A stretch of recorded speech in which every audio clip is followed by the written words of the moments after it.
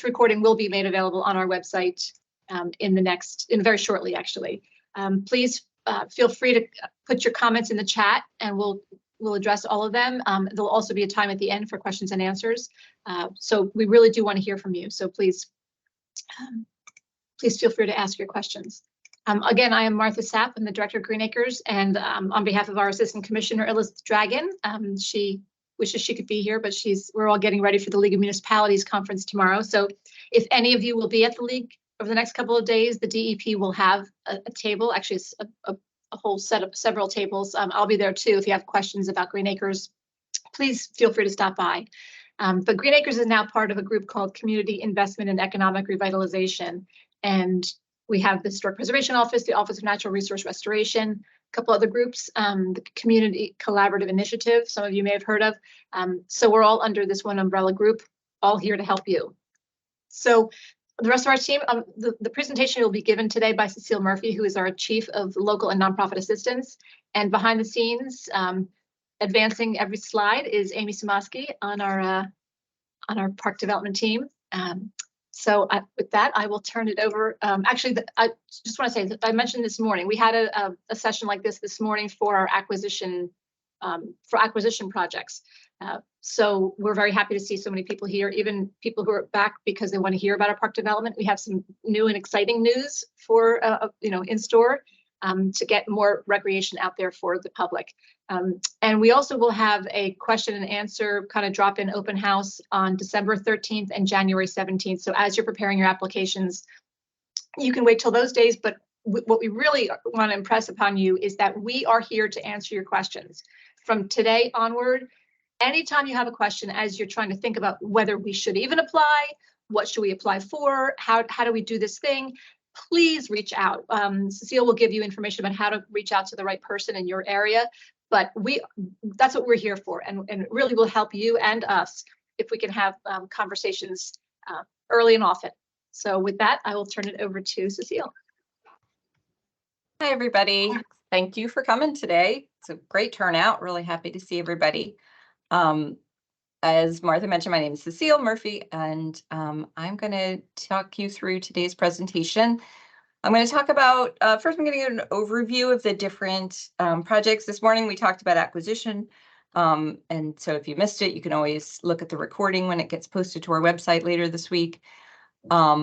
But this session is about park development, including urban park projects that include park development, also stewardship projects and Jake's Law projects. I'm also going to highlight some application requirements and talk about some tips for having a successful application. And at the end, of course, we're going to answer your questions. Okay. And I apologize to those who came to this morning's session. There is going to be some overlap. There'll be some new stuff, but as Martha said, just multitask through the overlap. Okay, so this chart gives an overview of our 2024 funding round programs. And just as an aside, all of this information, including all of the charts I'm going to show, are in the application packages. And so what I'm going to talk about in this session is all the programs outlined in red. So the park development through our traditional Green Acres, and then also at the bottom, park development and historic preservation through urban parks, and then our stewardship program and our Jake's Law playground funding program. When I talk about park development projects today, unless I specify otherwise, I'm talking about both the Green Acres, traditional Green Acres park development, and the urban parks park development. One primary difference between these two programs is the eligibility, as you'll see in those eligibility notes on the right. I'm going to talk about that in a little bit. Also, a lot of the park development information will also apply to the stewardship and Jake's Law projects. I'm going to highlight the differences, the things that make those programs unique, but there is a lot of overlap. Applicants can submit, based on the type of applicant they can submit up to one application per program. So one traditional Green Acres, one stewardship, one, and then if it's a local government, one Jake's Law, and certain local governments, one urban parks project. We strongly encourage folks to keep in mind your administrative capacity when deciding how many applications to submit. It's one thing to fill out our rather large application packages, and it's another to actually administer the projects from soup to nuts, as you guys know better than we do even. So, hopefully you'll be able to keep that in mind when you decide how many applications. I mean, we would love you to submit and complete all of them, but we only want you to submit the ones you'll be able to complete. Okay, so starting with park development. This slide gives the official definition of the types of projects we can fund from our rules. Basically, you can build or rehabilitate pretty much any facility that will be used for conservation or outdoor recreation. We're not an indoor rec program, we're an outdoor rec. So indoor tennis courts, basketball courts, things like that are not. Oh, are you guys hearing that echo? Yeah. It means that someone's not muted. Everyone please mute. All right, hopefully that'll go away.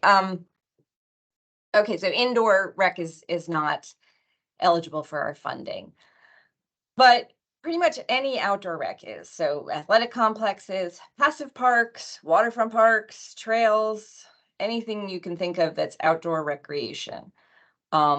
Support facilities are also eligible, such as lighting, parking, even Wi-Fi.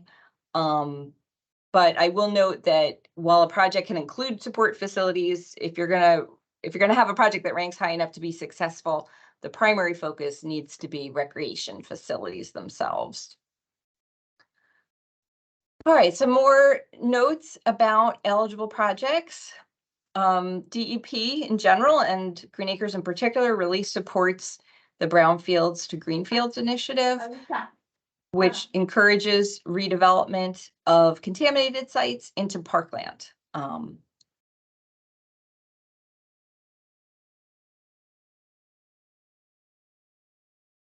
CC, you just muted yourself.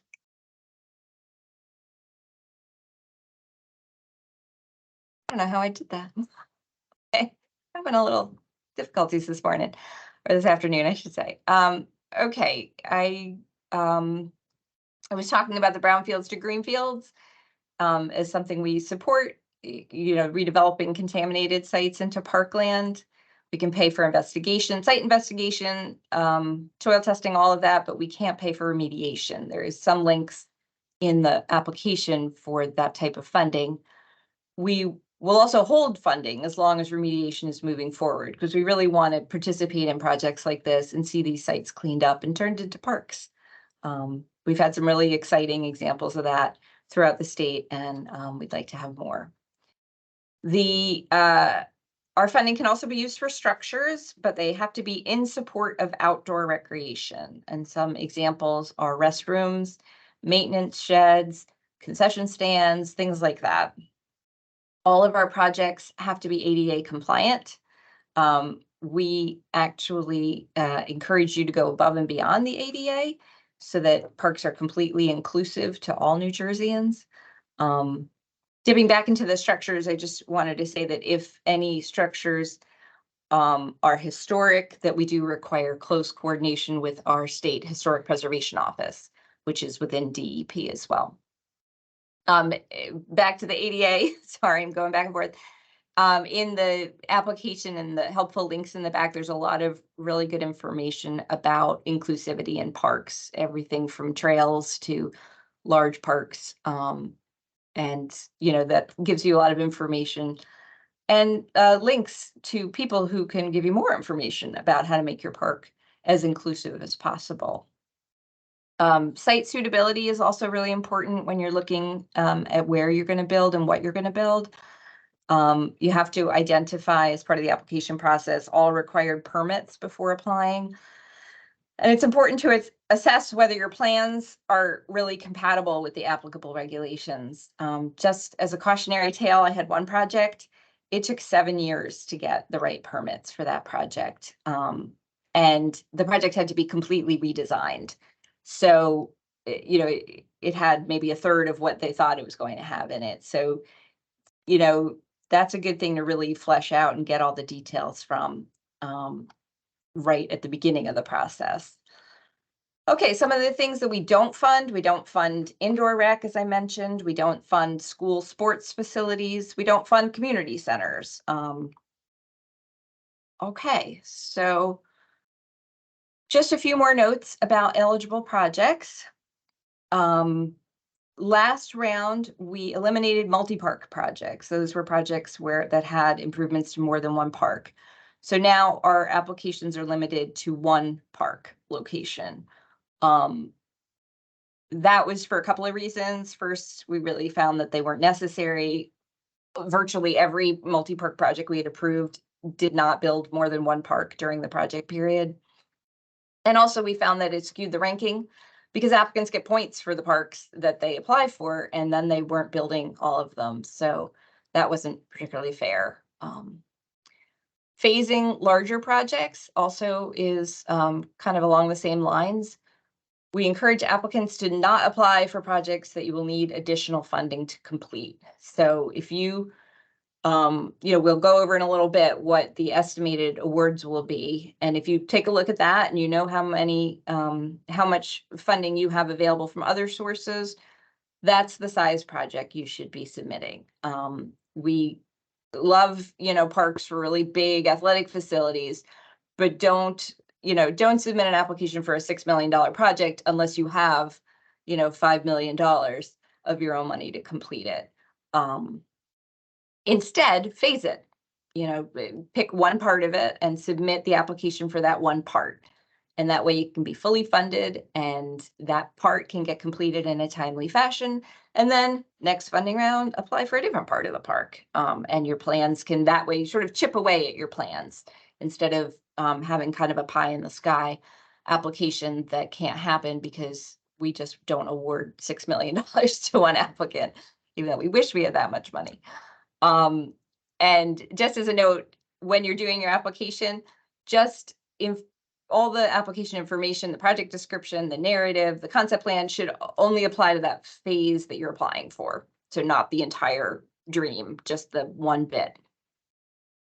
And then finally, also from a fairness perspective, we don't allow major scope changes to a project after approval because it makes our process less transparent and less fair to other applicants.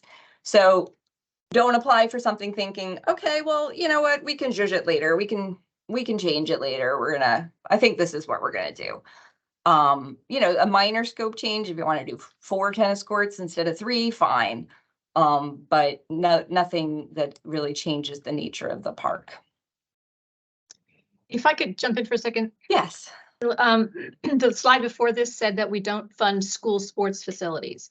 And I think maybe we already kind of covered that we can help you develop a park on land that you own or on land that you have a 25-year lease.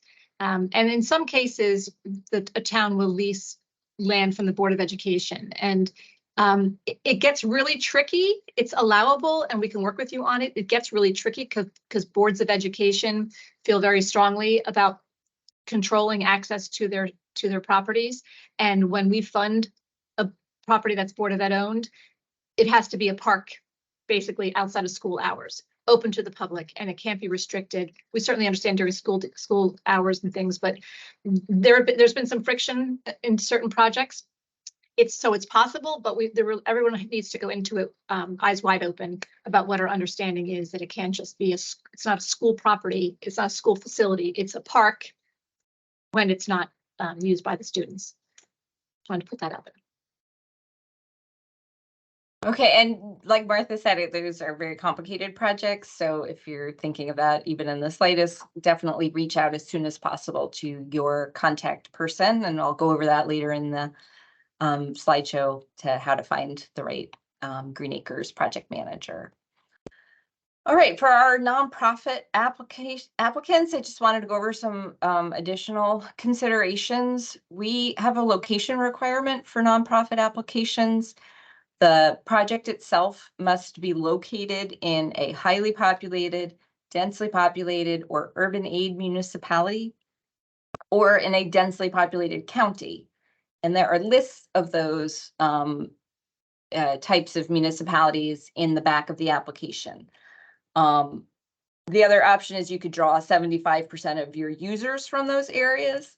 So for example, if you had one that was right on the border with a, you know, an urban aid municipality, let's say, and the users came mostly from that town, then that would be acceptable if you could document it.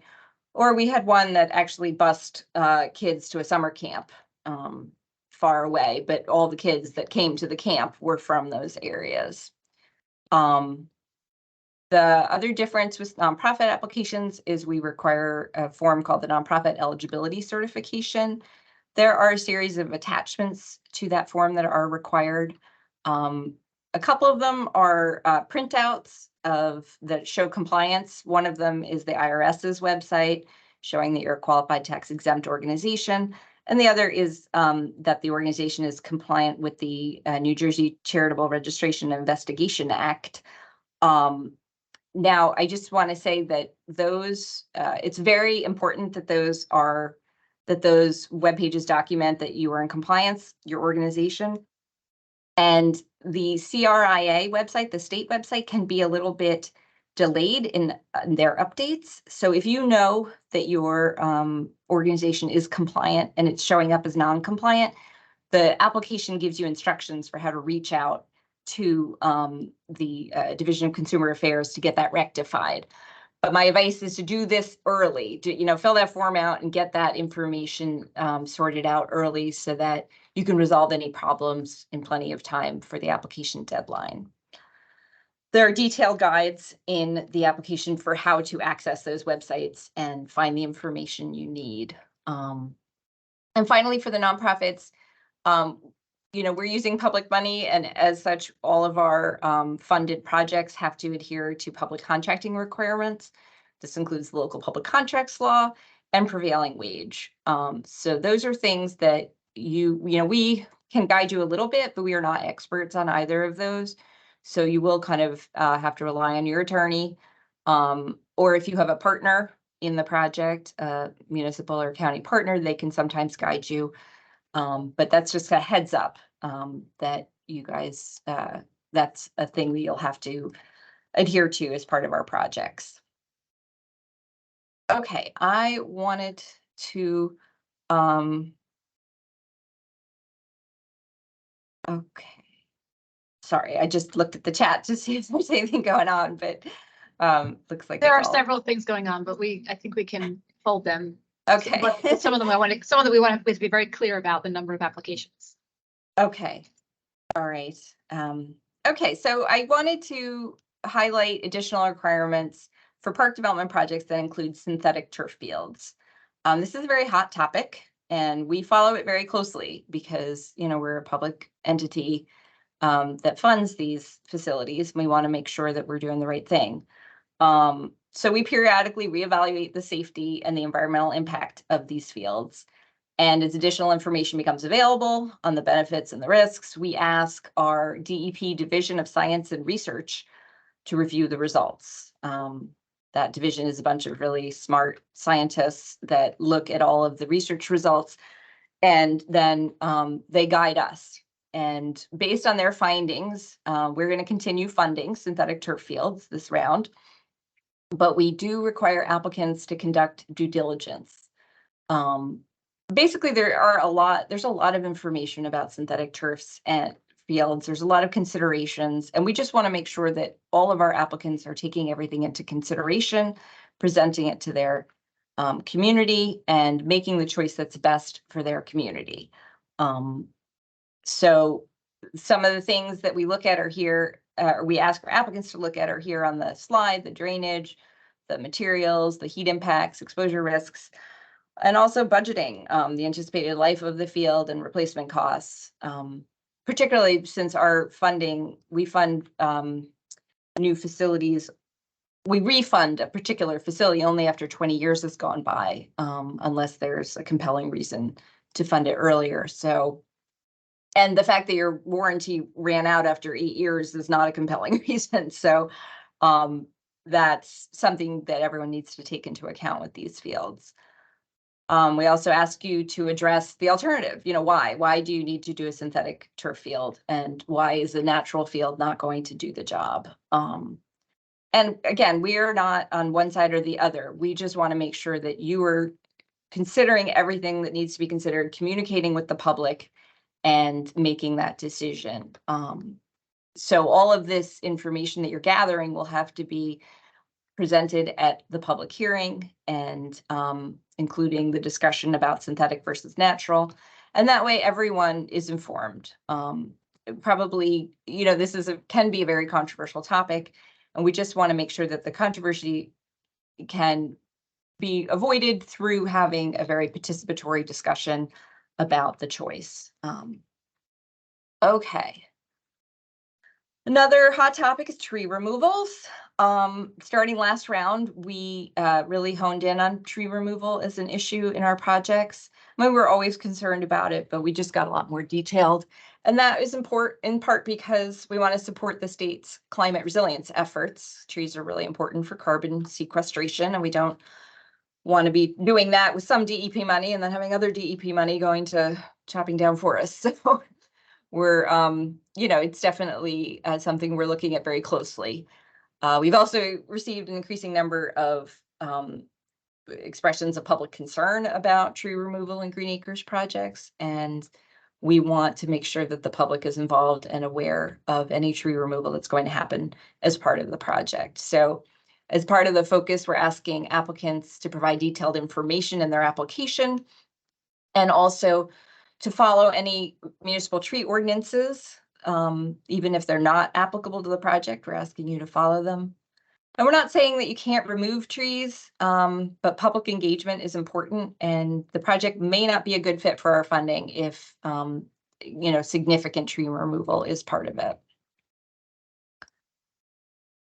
Okay, now I'm going to highlight some differences. I can just add one thing to the tree thing. Sure. It's not necessarily always the number of trees, because we had a project recently where it was a small site and they probably took out 12 trees, but they were the only trees in the park. So we do look at that as well. The neighbors very unhappy about it, and they were surprised by it too. So we look at the relative number relative to the site as well. Okay. Okay, so I'm going to just highlight some differences. So again, this information I've talked about applies to park development through Green Acres and also urban parks. Now I'm going to talk about some of the differences that apply to the urban parks program. The main difference, as I said, is eligibility in terms of who can apply and what projects they can apply for. So the urban parks program is not open to nonprofit organization. It's local governments only. And the projects that are submitted must be located in or easily accessible from an overburdened community subject to adverse cumulative stressors. And that's a mouthful. And that community has to be located within an urban aid municipality. Now I'll explain those. So first of all, the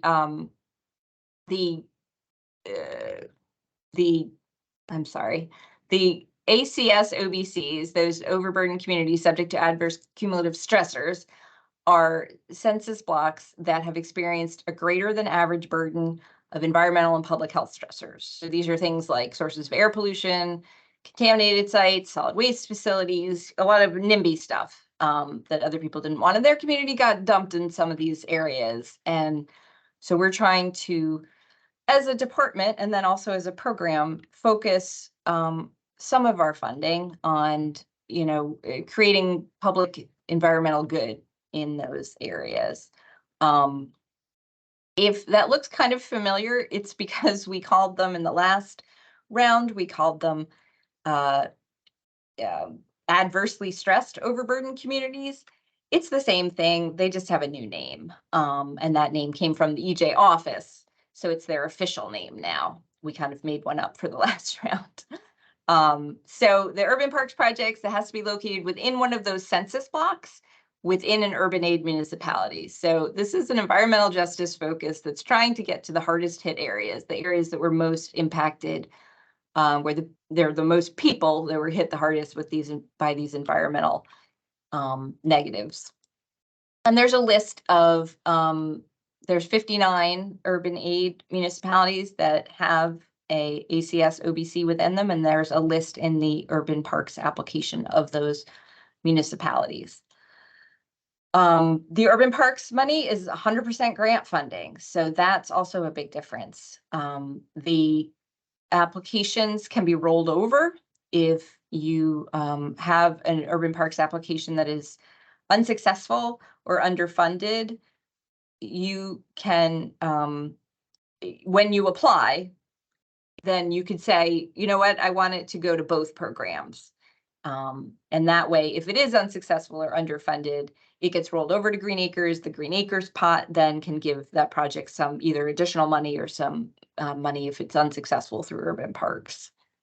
So it's like having two different applications submitted at the same time, and you just submit one application package. You just check off that you want it rolled over. If you choose to do that, your Green Acres rollover submission would then count as your one Green Acres request. You wouldn't be able to apply for an additional project for development or acquisition money. For these rollover projects, there's two extra submissions. There's the recreation open space inventory and a second enabling resolution for the Green Acres request. And just as a reminder, as with all of our other projects, meaningful public access has to be provided to the project site. All right, what will we pay for? Eligible costs. So the eligible costs are anything that's necessary to create or restore the park, except for remediation and applicant salaries. So we don't pay the value of, for example, DPW workers who install the materials if DPW labor is used. We pay for construction costs, for engineering and supervision, which is capped at 13% of submitted eligible construction costs. So this is something that not everybody is aware of in the beginning, is that we can't, if you design the park and submit the costs to us, we can't pay them until the construction starts and you've submitted construction costs as well. And then we'll pay up to 13% of those. This is to avoid us paying for the engineering of a project that never gets off the ground. So we also pay for environmental assessment, and that includes the preliminary assessment report and the site investigation report if necessary. We pay for permit fees, we pay for demolition, we pay for incidental costs. There are things like legal or financial costs associated with short-term borrowing, things like that. All of these costs are reimbursable at the project grant and loan percentages, which brings us to a chart. Just like the other chart, this one is in the application package. I know it's confusing kind of to look at a chart like this on a PowerPoint, but it is in the application, so you can take your time and look at it at your leisure. So this chart lays out the grant percentages for different types of park development projects, including the urban aid projects. And can I just say but not yes. Jake's Law and not Jake's Law, which we'll get to. Yeah, this is just the normal park development, not the stewardship and not Jake's Law, because that would be an even more confusing chart. But those applications have the information, and I'll cover those in a minute. So this is a good first step in figuring out how much money your project might be awarded. To figure out your grant percentage for a proposed project, you first have to figure out what category applicant you are. And the definitions section in the application package and the lists in the appendices can help you figure that out. Nonprofit projects by statute only and always get 50% funding. So that's just an aside. So they're not even listed here on this chart because they always get 50% funding. Local governments are more complicated because we give local government applicants preferential funding for projects that benefit environmental justice communities. So as I was saying before, we give an increase of 25% in the grant percentage for Green Acres projects located in or easily accessible from, and there's that term again, overburdened community subject to adverse cumulative stressors. So if it's Green Acres funding and not the urban parks funding, it doesn't have to be an ACS OBC in an urban aid municipality. It could be any ACS OBC located project. And there are, I think there's over 200 municipalities in New Jersey that contain a census block that is considered an ACS OBC. So that is, you know, something to keep in mind. There is, you know, and just to go into some detail about the easily accessible from, what does that mean? It means less than a quarter mile away with no barriers to pedestrian access. So no highways in the way, no impassable waterways. And if you, how we measure it is we don't measure it like as the crow flies. It's not a straight line. We measure it on GIS based on how somebody from the ASOBC would walk to the project site. And there's more information on those definitions in our application and a lot more information on the department's EJ office website, which is a link in our application under helpful links. So we encourage you to look at that. So next slide is our same chart again. I just brought it up again, you know, for a second look. And I also wanted to talk about how do you figure out if your proposed project is located in an ACS OBC. So it's a two-part process. First, you want to see whether your municipality contains any of these ACS OBCs. And the best way to do that is to look in the appendices of our application.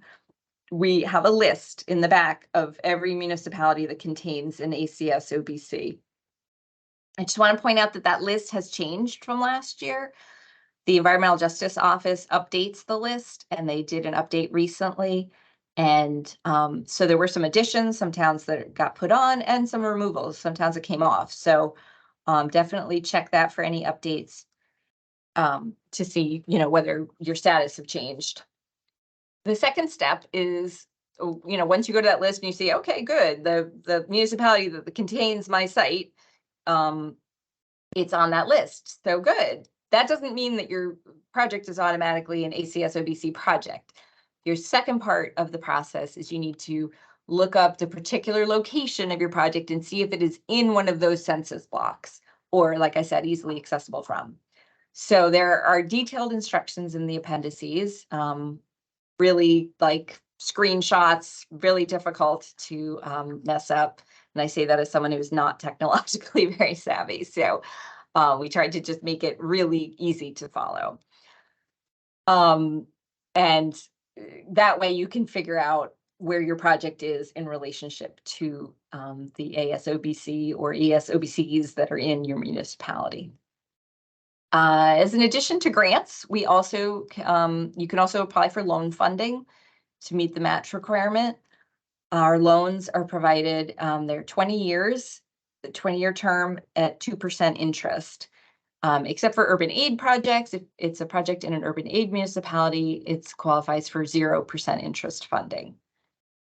The application also gives a lot more information about matches, and the helpful links include a number of links to possible sources of matching funds.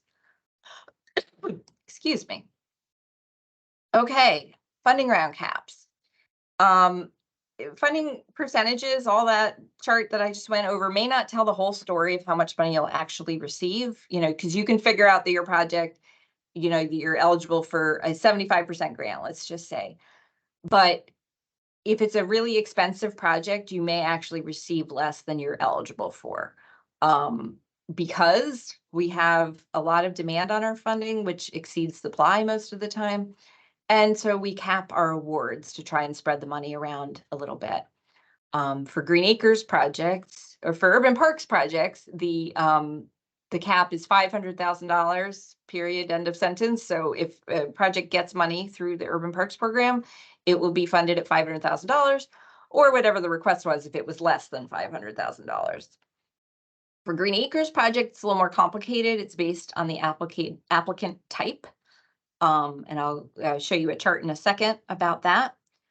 But I do want to just make the point that you should design a project that reflects your likely award plus your funding that you have that's available. So either from your capital budget or from other grant funds, or any other source. But you should design a project that you look at our funding round caps, like I said, and you look at what your money is, and then that's the total project cost.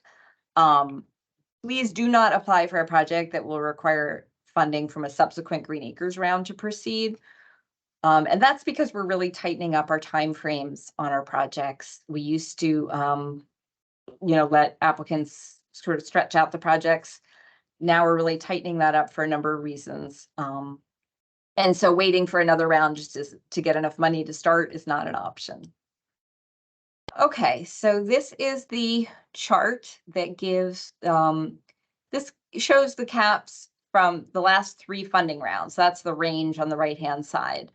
The highest numbers are from our most recent round in our 2023 round. We're hoping that we could be able to match those numbers this year, but we seem to have less money, so we might not get there. I will say that it's extremely unlikely that we would make awards outside of this range, so you can use these figures for your planning purposes. One note, the asterisk at the bottom for the nonprofits, I just wanted to point out that those figures are likely low. We have quite a bit of nonprofit funding this round, and so we are hoping to make larger awards than usual. At this time, unfortunately, I can't tell you the range we're looking at because we need to know what the demand is, but that's just a heads up that you can anticipate that our awards will be higher than they have been. Okay, so that's park development. Maybe we should stop here if anybody has a park development question in the chat, or There were there were a few. So one you did cover about, did I hear right that a town can apply for separate acquisition and development grants in the same year? no. Unless the town is applying through the Urban Parks Project program. But sort of scooching back, Amy, would you mind going back to slide 6? So you can see that the we separated them into programs, and the traditional Green Acres encompasses both land acquisition and park development from the Green Acres pot. Urban Parks also funds acquisition and park development and historic preservation. So if you applied to one through Urban Parks and one through traditional Green Acres, then that would be acceptable. But there's only one application allowed through the traditional Green Acres program. I hope that answers the question. Okay, next one was, does Green Acres at any time offer reimbursement funding to a local open space account if the acquisition or improvement already took place prior to application? No, I'm sorry. The only way that we do is if the applicant had obtained what's called an at-risk authorization. So for example, if you had to move forward before the next funding round, you can reach out to your project manager and ask for an at-risk authorization. For a park development project, that actually entails submitting a full application.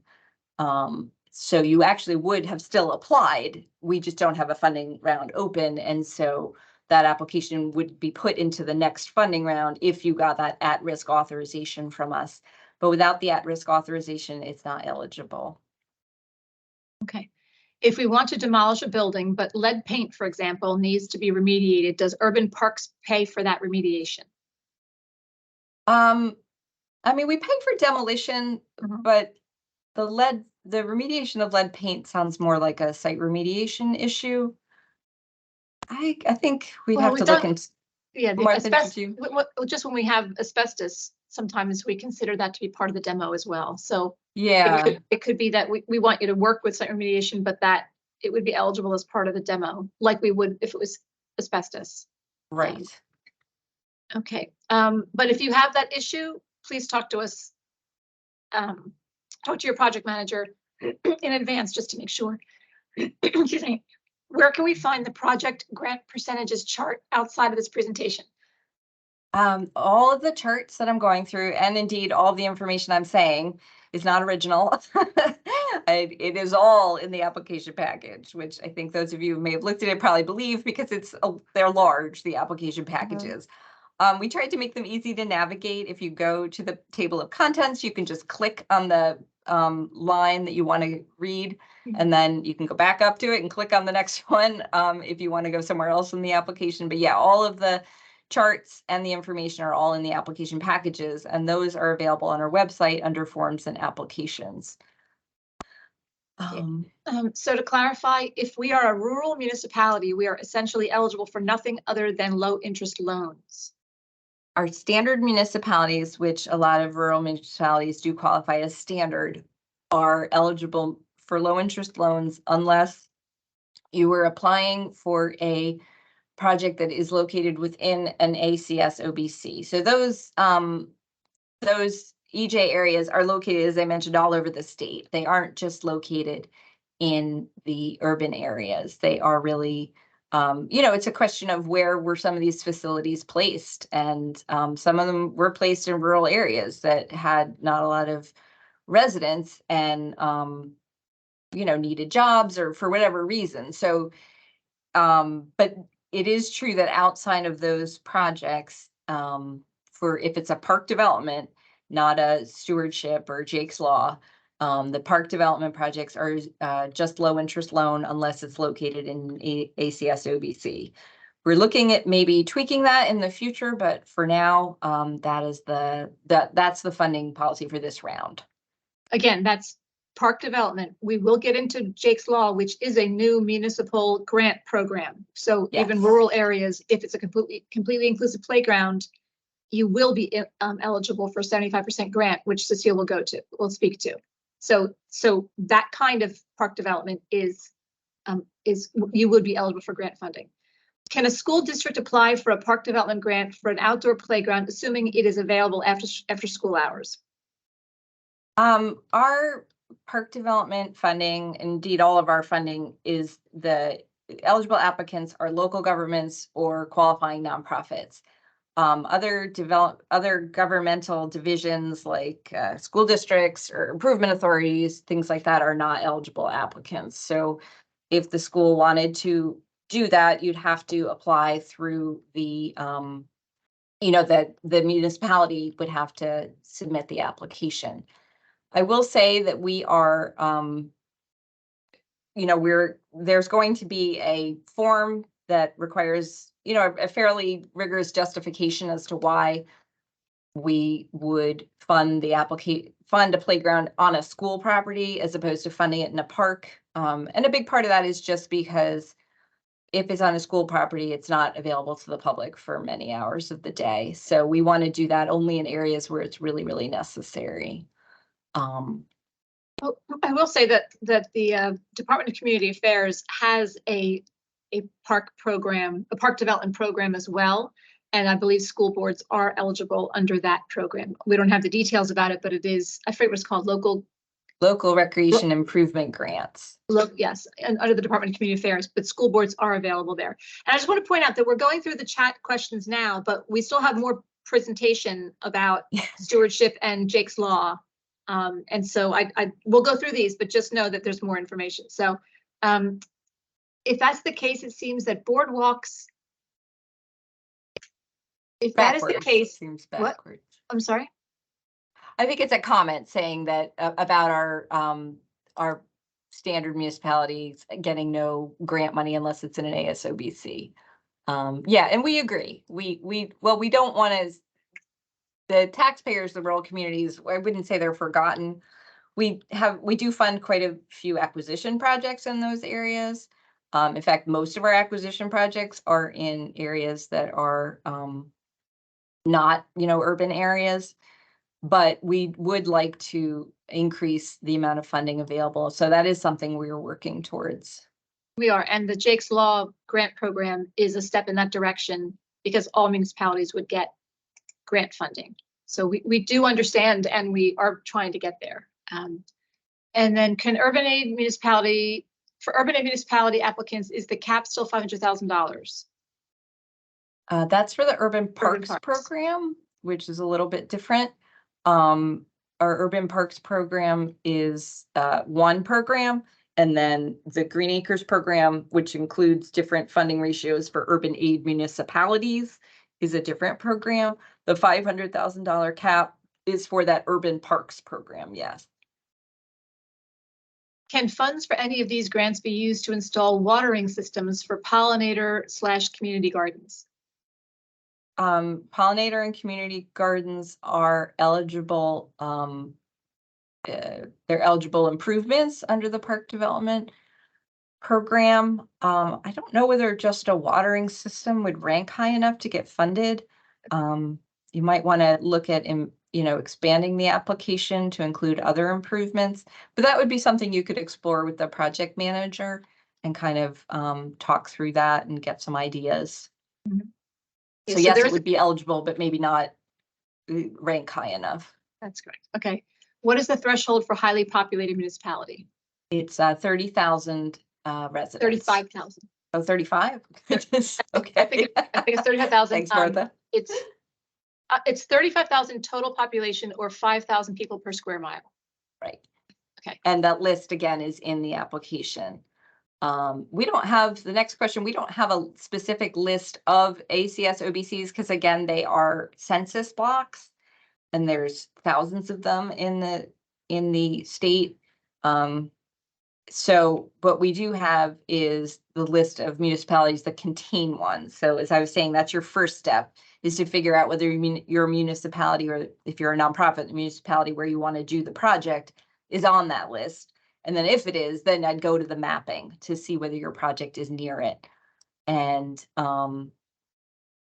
Dan was nice enough to put the link to the map in the chat. Thank you very much. That's awesome. Okay, that's the end of the, no, wait a minute. Is funding applicable to restore historic buildings located on open space purchased properties? I'm going to turn that one to you, Martha. Okay, so structures are kind of iffy. So historic preservation is part of our mission, but we try not to be part of we try not to do much of the bricks and mortar, because the Historic Trust out of DCA really provides bricks and mortar historic preservation projects. So we don't have the expertise here to do that. But yes, we have helped in the past do some structural things, and we also do a lot of historic landscaping. So there can be some limited work to the structure itself. But we do encourage you to apply to the Historic Trust, because that is the funding source that is specifically for that type of work. Yes. So do talk to us, because we can do some of it, but this is really what they're about. So do talk to us, talk to your project manager. And it's 100% eligible under that Urban Parks program. That was one of that's definitely a fit for that program. Okay. As well. Someone asked for a link to this presentation, and so the recording will be put on the website, as will the PowerPoint after the meeting. Not immediately. In the next couple of days, we will put both the PowerPoint presentations and the recording of this workshop on our website. All right, I think we should get going, because we're only about halfway through here. Okay. Okay, so stewardship. Stewardship is one of our other funding programs. This program focuses on projects that are all about the creation, restoration, and protection of natural resources and historic landscapes. So there's two main categories of eligible projects. There's the creation, restoration, and protection of natural resource areas. So this includes areas like wetlands, meadows, woodlands, places like that. And the second is historic landscape restoration. And this is only for properties that are listed on the New Jersey and/or the National Historic Registers. So it is limited to those spaces. The improvements for outdoor environmental education, nature observation, public access, such as trails and interpretive signage, outdoor classrooms, trail signage, trail benches, things like that, are now completely eligible. I know last year we had made a category of conditionally eligible for these types of activities.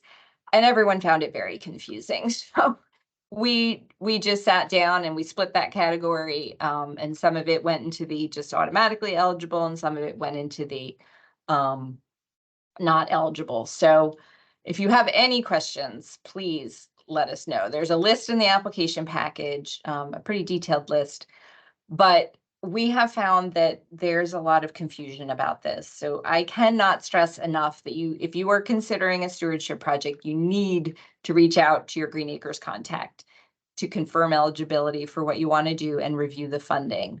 We had a handful of applications in our 2023 round that were disqualified, which we really were not happy about. And our applicants obviously weren't, because they had spent time and money preparing the application. So please, please, please reach out to us if you're applying for stewardship funding. As I mentioned, much of the information about park development projects is also applicable to stewardship projects. No multi-parks, no major scope changes. The tree removal policy also applies, has to be ADA compliant. But there is one difference is for nonprofits, there is no location requirement. So nonprofits can apply for stewardship projects anywhere in the state and get funded. Okay, speaking of funding, so for stewardship projects, they have the same eligible costs as park development, what I talked about in terms of construction and engineering and supervision, things like that. There are different grant percentages, a little simpler, no chart, just two numbers.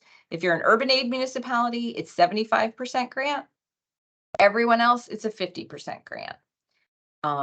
So if you want to do, so this is another project that is eligible, that is open to our rural areas that aren't in ASOBCs, and you get 50% funding. Now, it's not, traditional recreation. It's definitely, more natural resource based, but it is 50% funding. So we encourage you to take a look at that application package if that sounds like something you might want to do. We have a minimum request of $50,000. So it has to be a $100,000 project at least. If it's 50% funding. If it's 75% funding, then it can be less. It can be $75,000, but you have to be asking us for at least $50,000. And the funding round caps are the same as park development. So that range from the last 3 funding rounds, it also applies to stewardship projects. Any questions on the stewardship ones? I think I am just going to stop right here. I know I just stopped, but if there's anybody who has stewardship questions before I launch into Jake's Law. There aren't any in the chat. Okay, I'm launching. Jake's Law.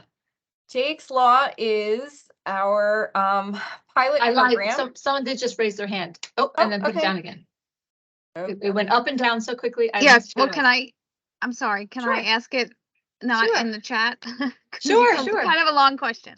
So I worked with an urban school district that has a property outside of the district in Winslow Township, and they have an environmental center that has been not used in 10 years, and they are looking to revitalize it, but it would be only really for the school district. Does that make it ineligible? Yes, unfortunately, It has to be open to the public. Okay. All of our projects. And it has to be open, like if they made it open to the public by reservation, is that still not considered eligible? This is one of those devil in the details. Yeah. It sounds unlikely. I mean, it's indoor environmental education, which is indoors already kind of iffy. And it's on a lake and they have a pavilion and all that kind of stuff. So we could break it out into like what you were talking about, phases and stuff like that. So we could do partial, but it wouldn't necessarily be open all the time. First of all, because of the lake, they don't, liability and all that kind of stuff. But it sounds like it's not. So I just want to make sure that before I go back to the district and tell them they're really not eligible. I would still have a conversation with us offline, because again, it's not completely out of the question. It doesn't sound like it would do very well, and it sounds like it would be kind of a compliance problem in the future where the public is complaining because they can't use it. There's a Green Acres sign and they can't use it. So talk to us afterwards. Okay, sounds great. Thank you. Okay, so Jake's Law. Jake's Law was passed by the legislature and to encourage what they call completely inclusive playgrounds across the state. So we had a pilot program last year that was just for counties. And this year we're happy to share that we're back and we're bigger than ever. So these are inclusive play spaces with facilities that exceed the requirements of the ADA. So they're not just meeting the ADA requirements, they're going above and beyond. So this year, counties and municipalities are eligible to apply, which is just really exciting. So we really want to see these playgrounds all over the state. That is our goal. So in order to be eligible, the playground must be constructed accordance with the DCA regulations for completely inclusive playgrounds. There are links in the application for those regulations. They're very specific requirements, so please review them carefully when you're designing your project and preparing your cost estimate, because there's aspects in them that you want to budget for. So for example, fencing, it has to be fenced, the playground. It can be natural fencing, in terms of hedges, or an actual like metal or wooden fence. There's also shading requirements. So if you're proposing to put the playground somewhere that doesn't have natural shading in the form of trees, then you'll have to budget for some shading to be added to the playground area. So as I said, just really look at those regulations to make sure that you understand all of the components that are necessary. If the project scope has to be just those improvements that are part of or directly in support of the completely inclusive playground. So let's say you're doing a park and the completely inclusive playground is one part of the park that you want to improve, but then there's a bunch of other improvements. Just submit separate applications. Submit a Jake's Law application for the playground and submit a park development application for the rest of the improvements. And we've had folks do that in our previous round, and it is working out very well. Okay, so the funding for Jake's Law, the eligible costs are the same as park development. The grant percentage, however, is different. It's one number. It's 75% for every project to every applicant. Which we're thrilled, and we hope that is, enough of an incentive to get folks excited and make these projects happen. The anticipated awards, we're giving a range like we did last round. Counties can anticipate getting between $750,000 and $1 million. And municipalities can anticipate getting between $500,000 to $750,000. And the exact award amounts are going to depend on demand. We just have to see how many applications we get for the funding that we have. If demand for this program exceeds supply, we're hoping it's a streamlined application, which hopefully makes applying as easy as possible. And we're really hoping that we can approve all the applications from all the eligible applicants. But if the demand exceeds supplies, we're going to use relevant factors to select the projects, such as disability demographics, proximity to other inclusive playgrounds, things like that. And again, this is still a pilot program. So this is probably not one that's going to be around forever. But so we are encouraging folks to apply to take advantage of these great funding terms. I can just add, by saying we're hoping to approve them all, what we're saying is that there's no priority ranking system points things. This is not competitive in the normal sense. We're going to be setting aside a certain amount of money off the top of whatever we have available, and we're going to award based on that. We really want you to apply. We're trying to make it as easy as possible. So again, you're not filling out all the questions about, to get points and compete. We want to spread this around. We want as many completely inclusive playgrounds statewide as possible. Amen. Okay, so I've covered, actually, why don't I stop for 2 seconds and see if anybody has Jake's Law questions before we. There's one. Is there a minimum award for Jake's Law playground? No. actually. If you wanted to make a tiny one, I think that would be fine. We have more of, since they are completely inclusive, the playground elements tend to be a little more expensive. So it's doubtful you could really do one on the cheap, but there is no minimum award. Can we use other state money, DCA grant, for example, as our 25% match? Yes, definitely. The only state money you can't use to match Green Acres money is farmland preservation, which obviously wouldn't go to this, or historic trust money. It's any money that comes through the Garden State Historic Trust, Historic Preservation Trust. So the DCA money is great, definitely. And we have a link that has, in the helpful links, there's a couple of links to other sources of funding for accessibility in parks. So, and the DCA does offer those. So we encourage you to apply for those and maybe get the whole thing funded, which would be awesome. How much funding is available for the pilot program? We don't have a figure yet. Our funding is based on a lot of moving parts that we sort of solidify right before the application round wraps up. Interest payments and tax receipts, things like that. So we don't have a number, but we are looking to set aside at least 10 to 15 million. So we'll see. But again, this is a priority for us. So we really are hoping to fund as many as possible. Yeah, we were hoping to get 21 last year from all the counties because it was only eligible for counties. So we sort of set aside $21 million for that possibility, and only eight counties applied.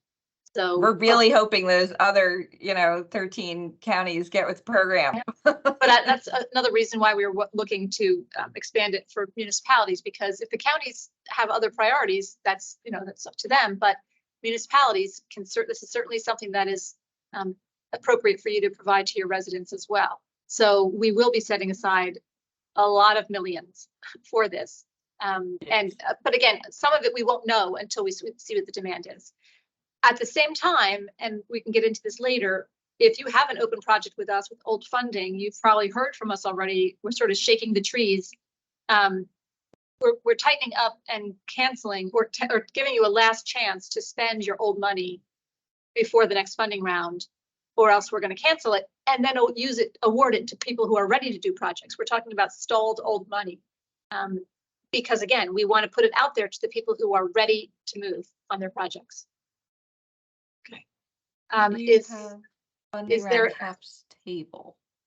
All of the tables that I'm showing in the presentation are in the application packet. Okay. Is there a requirement for public engagement prior to a Jake's Law application? Yes, and I'm just about to launch into that, but yes, there is. Okay, and then it's just fencing and shading included, playground equipment as well. Everything having to do with the playground is included. I called out the fencing and shading just because they are examples of requirements you might not think of when you're doing a cost estimate, but definitely the playground equipment is included. Anything that you would, associate with a playground, the surfacing, there are very specific surfacing requirements. There's playground equipment requirements. But then in addition, there's fencing and shading requirements and other, there's a requirement for a quiet area. So definitely, take a look at all that, but we do definitely cover, we'll fund the playground equipment, yes. Okay, all right. So now that we've covered eligibility and I've talked about the funding information, we want to highlight some of the application requirements and tips to help you submit a successful application. First of these is our requirement for public access. You must involve the public in the project planning process. So this is up front while you're making your plans. We're not just telling folks about our plans, we're asking for their input while we make our plans. We sent out an announcement a few months ago recommending folks get started doing public engagement because we wanted to allow our applicants to have a head start in this process. But don't worry, it's not too late if you didn't get to do it yet. There's definitely time. We asked for this public engagement for a few reasons. The first is obviously, as public servants, we all believe that people should have input in how their tax dollars are spent. I think that's kind of basic, but it also helps our applicants in a couple of ways. And the first is to design better projects. When you have the public involved during the planning, you are closely matching their needs and the priorities of your community that the park is going to serve. So you end up with a park that is a good fit. The second reason is because that helps applicants is because we found that if you don't involve the public early on, in quite a few cases, it can lead to situations where Green Acres approves the project, we fund the project, and then the public awareness starts getting out, like there's an article about our funding award, or maybe you go to award the construction contract and there's an article about that. And then public opposition to the project grows at that point. And at that point, it's late. You've already spent all this time and money on the project. And then we've had quite a few applicants have to withdraw at that stage. And that's just a waste of time and resources for all of us. And specifically, it meant that the park that they did want didn't get done. So we're hoping, by having this requirement and being clear about it, that we can encourage applicants to do the kind of upfront work that will avoid situations like that. And we're not telling you how to engage the public. You can, figure out what methods are best in your community. But I do have a slide that has a bunch of ideas for how to solicit public input. This list is in our application packet as well. And it ranges from, the pretty basic, like paper surveys, all the way to design charrettes, which can be kind of involved. So we encourage you to, in some cases, you may need to do more than one of these. And one of the examples is focus groups. I would suggest for Jake's Law projects to really try and reach out to communities that are or organizations that serve people with disabilities or families of children with disabilities, because they're the ones who are, we most want this park and this playground to meet their needs. And so I would, strongly suggest trying to reach out to some of these organizations or families in your community to get their feedback. And when you're documenting this, you can provide copies of the surveys, tabulated survey results, copies of flyers, ads, mailing advertisements. If you're, advertising a public meeting or other engagement opportunity, pictures. You can send pictures of, when you had an open house meeting or a charrette or a feedback session or a focus group or idea boards, any of those types of things, take a picture. Or screenshots. If you do a social media post soliciting public input, do a screenshot of it and send it in. So all those are ideas. And you can, run anything by our project managers if you're unclear or unsure.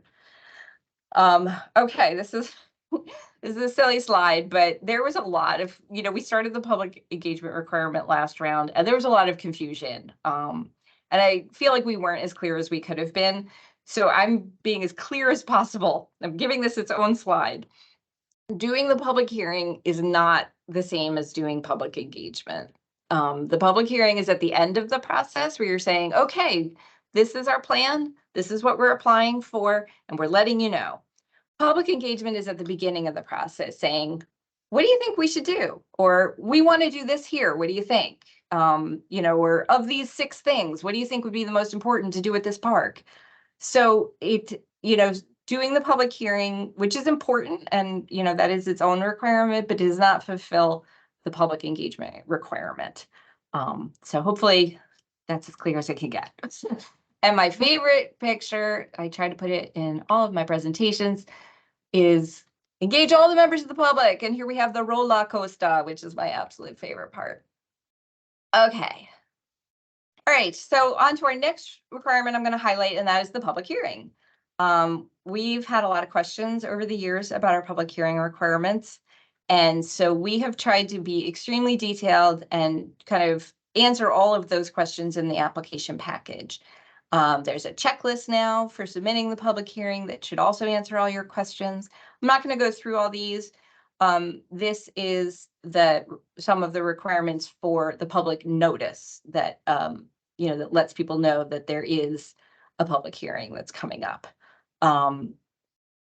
And again, these are in the application, and if anybody has questions, we can talk about them at the end. The public hearing minutes and the hearing itself have a whole other set of requirements that, again, I'm not going to go over, but I'm going to highlight a couple of them.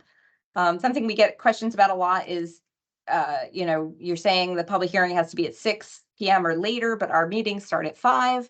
That's fine. Go ahead and have your meeting at 5 and just make sure that the public hearing is scheduled for 6, and then put both of those times in the advertisements for the public hearing, so that people know that if they want to make the public hearing, it's okay to come to the meeting late as long as they get there by 6. Transcripts are fine. If you're not if you guys don't do minutes for your public meetings, that you can submit a transcript. Video and audio submissions are not okay. We just don't have the time to sit and listen or watch them, as gripping as they may be. As I mentioned earlier, Urban Parks has some extra submissions, but you also have to discuss, if you're doing a rollover request, you have to talk about that during the public hearing. Okay, the enabling resolution is another requirement, longstanding, and so we just want to emphasize that our template is there because we really want you to use it. Our legal folks are very attached to the language, and so please use it without changes. Minor tweaks are fine, but no, rearranging or leaving things out. That's been a problem sometimes in the past, and we wouldn't want to have your project disqualified because it didn't have the information that was needed in the resolution. The amounts in the resolution must match the request amounts. So the amount in your cost estimate, the amount on your application form saying how much money you want from us. In the case that there is a discrepancy, which sometimes happens because folks will do the resolution first and then fill out the application later, it's important to know that we will use the figure that's in the resolution, because that's the figure that the governing body voted on. If there's no loan request, just put 0 under the loan amount. And in terms of matches, the only time it should say 0 is if it's 100% grant program. Otherwise, the match figure must equal the total project cost from your cost estimate minus the funding request. And then for Urban Parks, if you're rolling it over, we need 2 resolutions. We are really happy to review draft resolutions. This is an area that we do, applicants do tend to run into trouble with. So please contact us. Let us, let us look them over before you submit them or before they go before the governing body. And that way we can tweak anything that needs tweaking. So we would really, really love to see them. Okay, so that's, those were some of the requirements. I did want to point out that the application has a tips section that gives, it addresses a number of other common questions and mistakes for all of the other submissions. So we strongly encourage you to read that section to kind of make sure that you're avoiding, some of the more common pitfalls. Okay, we love it when we can fund all of our eligible projects. But unfortunately, there are times when demand significantly exceeds available funding, and then our programs can be quite competitive, except Jake's Law, which we hope we won't be competitive, and we're just going to fund everybody. That's our goal. But when they do get competitive, there's, it ends up that projects will either get funded or not funded based on a difference of as little as 1 point. So we really want you to be successful. And in our application, we've outlined our priorities, and they are, not surprisingly, in a section called Submitting a Successful Application. Those are listed here. I'm not going to go over them again, but they in the application, it includes suggestions for how to design your project to incorporate them. Again, our project managers can help you with suggestions as well. So feel free to reach out to them to run things by them or bounce things off of them. The degree to which a given project incorporates these priorities is going to vary, of course, based on the type of project it is. But the ones that demonstrate the consistency with these priorities are going to be the ones that rank highest. Okay, so disqualification. We, in order to compete for funding and be ranked to begin with, an application must be eligible. Our application packages list circumstances that'll lead to an application being disqualified. This is just a partial list. We've covered some of these already, and the slide highlights a few more based on problems we see a lot. Signatures are really important, particularly having one that matches the resolution. And then we have a requirement that it's signed by the CFO. The public hearing requirements are very important. Then there's a few others here. Again, we want you to be successful. We hate disqualifying projects. So our goal is that none of the applications are disqualified, and we hope between the application forms and the availability and eagerness of our staff to help, we can avoid that entirely. Supplemental funding. So, we, in addition to funding new projects, we do provide some supplemental funding for existing projects. These are open acquisition, park development, and stewardship projects. If you want additional funding for an open project, you need to submit the supplemental funding request form. These are found on our website under applications. Now there's two versions, so you have to be careful you get the right one. There's one for acquisitions and one for development. And stewardship is the same as the development one. Then there are attachments that need to be attached to the supplemental funding request. And some of those you also have to make sure you're getting the right form, because the enabling resolution and the nonprofit eligibility certification, there's different versions of the form if you're requesting supplemental funding. And then, of course, we just want an updated cost estimate and concept plan. As a note, there is no supplemental funding for Jake's Law projects. And for urban parks projects, we don't give supplemental funding from the urban parks pot. But if you have an underfunded urban parks project, you can reach out to your Green Acres contact to talk about asking for additional funding through our Green Acres funding program. Okay, the applications. So the applications, complete applications or supplemental funding requests must be submitted by the deadline, February 7th. If a submissions checklist does not specifically, so there's submissions checklists in the application packages. If the checklist doesn't specifically call out an item is possibly not applicable or is optional, it must be submitted for the application to be complete. So don't put NA if it's one that doesn't have a little asterisk and says you can put NA, because we don't want you to submit an incomplete application, because that would stink. All application materials are due by this date. Last round, we really tightened this up. We had previously been giving our applicants a little more wiggle room with the public hearing minutes, but what we found is it really stretched out our review time, and it wasn't fair to the folks that were submitting everything on time. So the public hearing minutes must be submitted with the application by the deadline, February 7th, in order for the application to be eligible. It's a good idea to meet the deadlines, to work backwards. So to figure out the date of the governing body meeting, and then work backwards to figure out when everything else has to be done to get ready for that meeting. And I know you guys probably know this already, but I just thought I'd bring it up.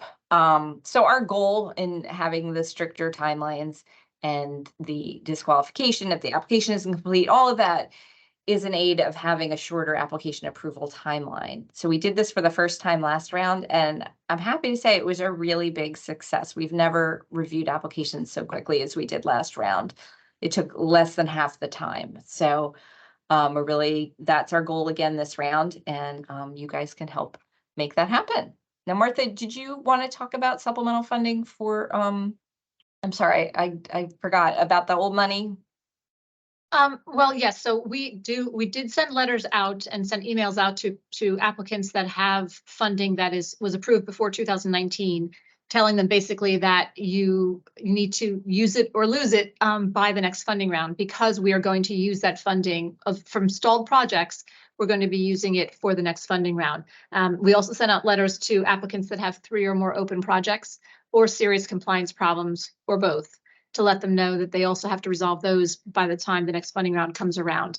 Again, we're trying to tighten everything up. And, you know, we are very, very, very patient people and very flexible, but it's gotten a little bit crazy where we have just so much in older funding that's not been spent that we can't keep giving more money to the same applicants if they haven't spent it. So if you've gotten those notices, or if you know you have older funding, you need to talk to your project manager, because it could make you ineligible. And I just see there's a bunch of new questions going, but keep going. I think we only have a couple slides, then we can get to all the questions. Yes, yeah, we're wrapping it up, and then we can address all the other questions. Okay, so again, this round, we're going to have applications submitted online through our website portal. We had some glitches last round, but I believe we've got those worked out, and we're hoping it will be smooth sailing. The application form submissions portal will be available through the Forms and Regulations tab on our website, and you'll be able to submit them there. All you'll have to do is pick the appropriate application from the drop-down menu, fill in the information, then upload the files and press submit. So I know we've covered a lot of information, particularly this workshop, more so than the application one, has so much information in it in a short period of time. So we know that there are, bound to be additional questions. The application materials cover a lot of these topics in detail, and we encourage you to look at them. But you're also welcome to attend our upcoming Q&A sessions on December 13th and January 17th. But in the meantime, please reach out to your Green Acres project manager with any questions. And you can figure out who that is by going to our website, njgreenacres.org, clicking on the Contact Us button where the red arrow is, and then looking under Local and Nonprofit Assistance. One thing I wanted to mention is that most counties have different project managers who handle acquisition projects versus park development projects. So just make sure that you've got the right one. And it's park development. The park person who handles the park development will be the same one who handles stewardship and Jake's Law. Finally, I just wanted to mention that the group in DEP that Green Acres is a part of, which, as Martha mentioned, is the Community Investment and Economic Revitalization Group, is doing a survey of local governments and nonprofits because they want to better understand your needs and environmental challenges and how DEP can help through grants, loans, and other opportunities. So that's the QR code for the survey, which you can, as Martha mentioned, this whole presentation is going to be on our website. So if you need to access it after the presentation, you could just zip to the presentation and go to the back, and there it'll be. Okay, thank you so much for coming, and we are happy to answer questions. We can, I don't have anywhere I need to be. So if you guys want to stay later and ask questions past the 2:30 mark, that is fine. Took the words out of my mouth, Stacey, because we will stay and answer all your questions. Someone did ask, when do you anticipate notifying those who are awarded successful applicants? The deadline is February 7th, and this will actually answer someone else's questions. Everyone's applications will be reviewed at February 7th. Coming in early is great because we can review it and tell you if something's missing, but everyone gets, it's not a rolling application. Everyone has to be in by February 7th, and that's when we'll start the competition. If you submitted early, our staff would probably love it also, because they could rank those and review those before the onslaught comes in. But in terms of timing, I think safely we would say that early April, you'd know probably. Last time we did it by Earth Day, which is a good time to announce things. So that's probably the latest of it, it would be. So within 2 months, you'd know, maybe even less. If there are more applications for Jake's Law than available funding, how will the grant be distributed? Is it beneficial to get your application in early? Again, getting it in early is great so that we can help you make sure it's okay, that everything's done. But as Cecile mentioned before, we're going to look, if they're sort of tiebreakers, we'll look at the distribution of disabled population in New Jersey and in your municipality, and how close other completely inclusive playgrounds might be. Again, we're trying to get where the need is the greatest. So if we have to break ties, it's going to be in a place, go first to the places where there aren't any completely inclusive playgrounds. It's not first come, first served. It's everybody. I think I answered that one. Any other questions? You don't have to put it in the chat now. If you have a question, just raise your hand and we'd be happy to answer. Maria? Hello, I'm sorry. Hello. Hello. Hi. Hi, I have a quick question. So I know you guys said that we can't use farmland or historic trust fund money for the stewardship programs. Can you talk a little bit about that for Jake's Law? Like what can we use and what we can't use to match it? Jake's Law, I mean, for any of our projects, the match cannot come from anything from the Garden State Preservation Trust. Anything else is on the table. You can use your open space taxes if you have it. You can apply to DCA. You can apply, just ask your county for help.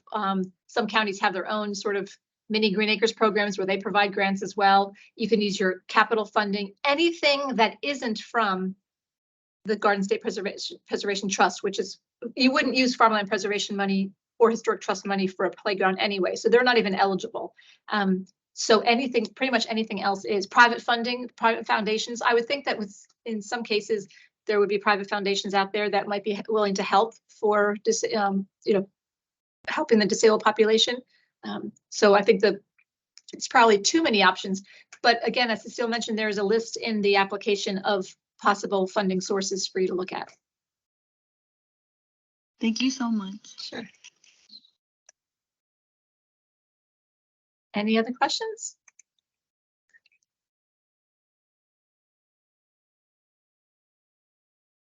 Do our project managers have anything you guys want to add? Someone just actually asked, in regards to public hearing, if we have a pre-existing public opinion survey that went out to all the residents in which they indicate wanting more and better access to parks, can we use them? Sure. I mean, if the engagement leads to the application and the project that you're applying for, that's good. If it's something that was really general and it was 10 years ago as part of maybe your open space plan, that might not be really valid anymore, and needs have changed as well. Again, somebody may have said 10 years ago they wanted tennis and now they want pickleball. So if it's a relatively recent and focused questionnaire, absolutely.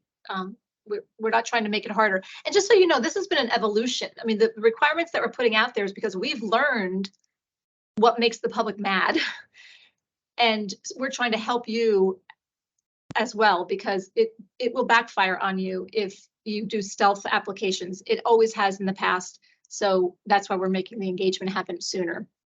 And we found also, I mean, definitely the backfiring thing, because sometimes it really ends up hitting the papers and then there's big drama. But also on the flip side of that, we found that the projects that really were great projects were ones that there was a lot of public engagement. So these public engagement is happening. We're not requiring something that isn't happening out there. There are lots of our applicants that do public engagement, and some of them really do just a phenomenal job of it. So we're not original. We did not come up with these things, but we're encouraging, the rest of us who may not have thought of it, that, this is a good idea. And I will tell, my favorite quote was from an elected official who said to me, "We're the elected officials, we know what's best." And that's really no disrespect meant to any elected officials, but the public has the right, and they have a lot of really good ideas, and they would like to be heard, and they deserve to be heard. So that's why we encourage it and now require it. Yeah, and if you make a park that your constituents want to go to, well, then you're a very popular public official. That's true. Okay, let's see. Let's see any other questions. Okay, we are here after this meeting. We are here from here forward through February 7th and beyond. Please call and ask us questions. No, we do not mind at all. You're not bothering us. You can email us, you can call us, whatever. Set up Zoom meetings. If you'd like us to come out and look at a site that you think might be something that you'd want to do and you kind of want our feedback, people love to get out in the field. We love to leave Trenton and go out into a park. So please reach out. This really is, this is why we're here. It's why the whole program is here. We've been around for 61 years. And it's because this is our passion.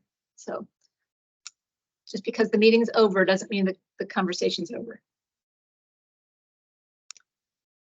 But since there are no more hands raised, thank you very much for your time and attention, especially for those of you whose faces I saw this morning and sat through it a second time. You know who you are.